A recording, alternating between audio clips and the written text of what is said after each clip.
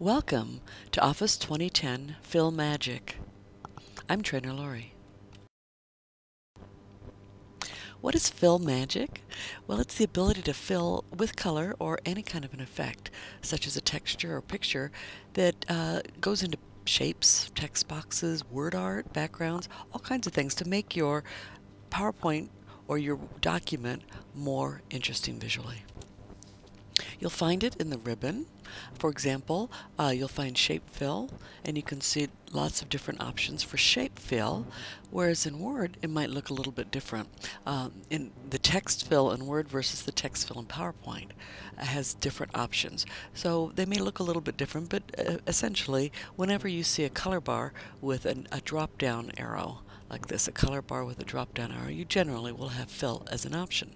You'll also find it on the right click, and it'll be under format, whatever the word follows it, but it'll be under format. And again, they may look a little bit different. In this case, a data series for a chart or an auto shape. The fill effects looks a little bit different, but essentially it's all the same. Let's look at the different options. The first is no fill. In this case, I put in a text box and it automatically had fill, but I can choose to have no fill in it, and then I can see through it essentially. You may want to also get rid of a line color if you're not going to have fill, so that is an option.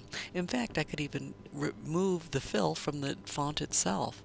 However, when I did that, it was completely blank, so I did have the line color for the font.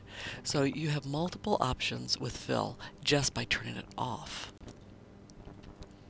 You can also choose more fill colors, and you'll have the 255 that you normally have, plus the white to black shading, but you also have multiple options with custom. Here's where, if you know your RGB color combination, you can actually type it in and find exactly the color that you're seeking. Plus you can choose if it's going to be lighter or darker. Also in custom, you'll find transparency.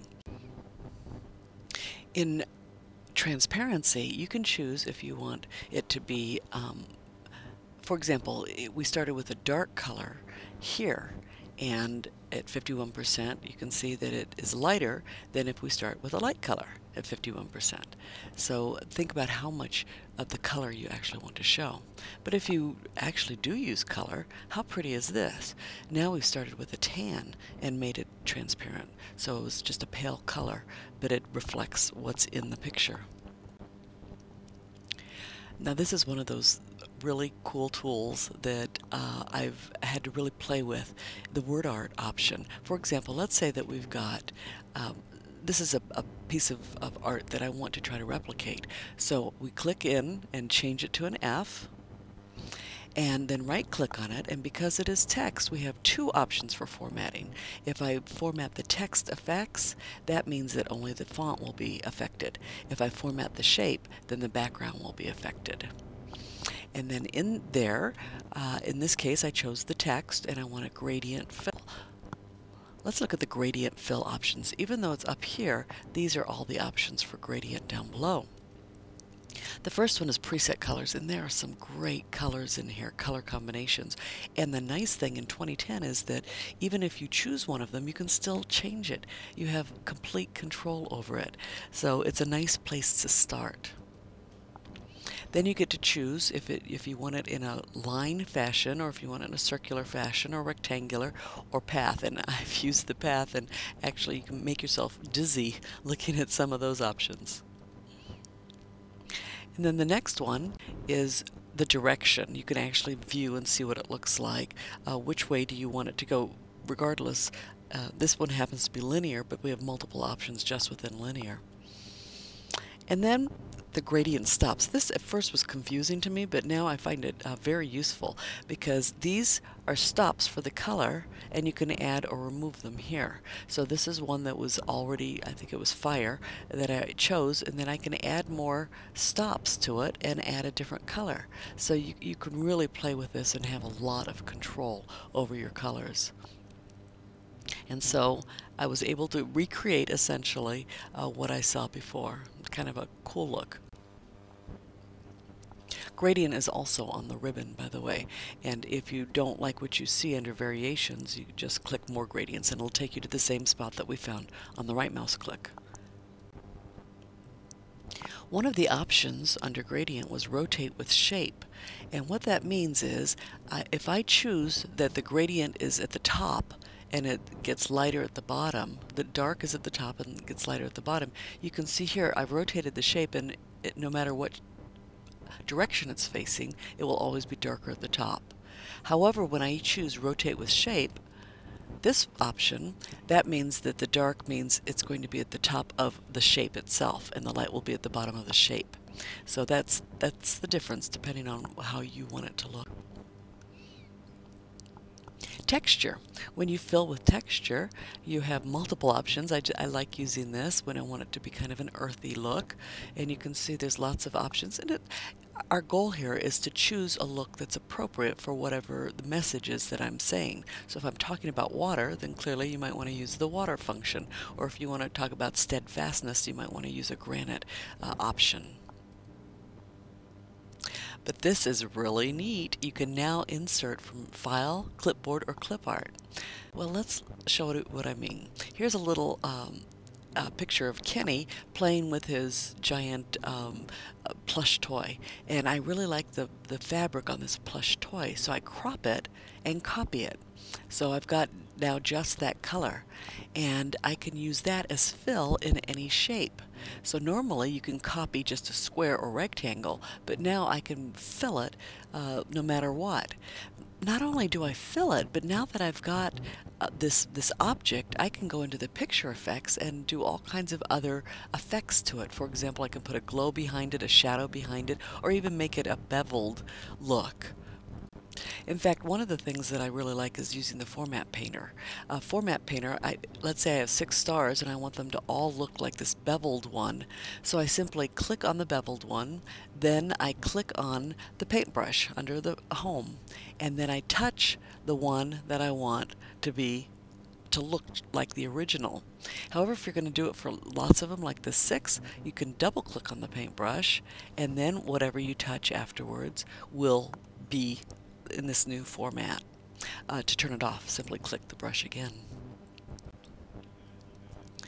Picture, that's along with texture fill, and earlier I mentioned that you could use texture with a clipboard, but now this is where we want to use file. For example, I have a picture and I want it to, instead of be square, I want it to be a text fill, like you saw that headline I did earlier. Or I actually want to fill the text with the picture. So in this case I used a nice big fat font so that you could actually see the picture in the background. So you can fill it with a picture, and you would use the file to go find it. In this case, it was a piece of clip art, and I used the tile picture as texture option, and now it made a wallpaper background filled with just this piece of clip art. That's a great use for example, your logo. You can have a wall of your logo.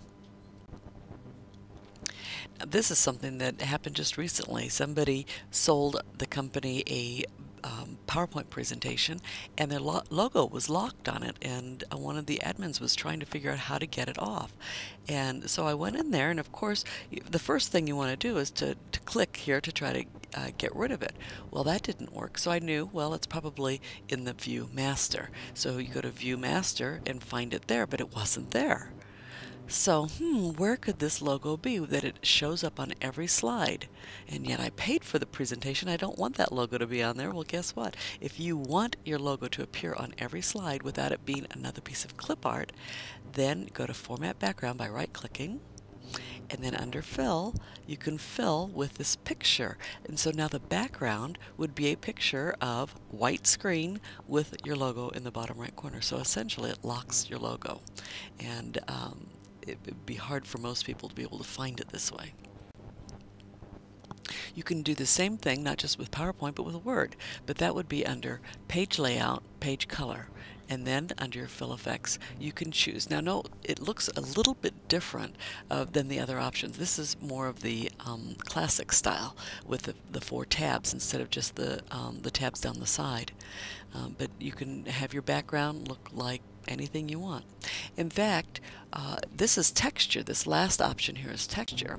Where I normally use texture is on charts, so that each of the series can, they'll all be the same color, but I can tell which series it is from each other simply by the texture. I like to use it for texture.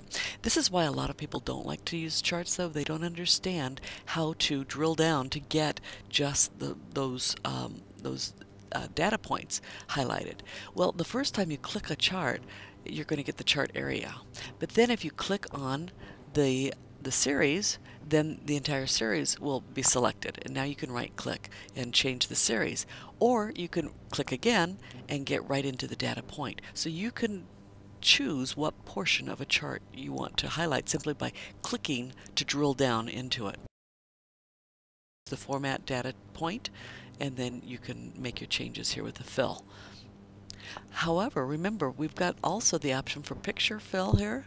So you could, if you have a logo, for example, you could have your logo as the fill, and you could stack it so you could see how many of the whatever product you're selling, for example, or the salesperson's face.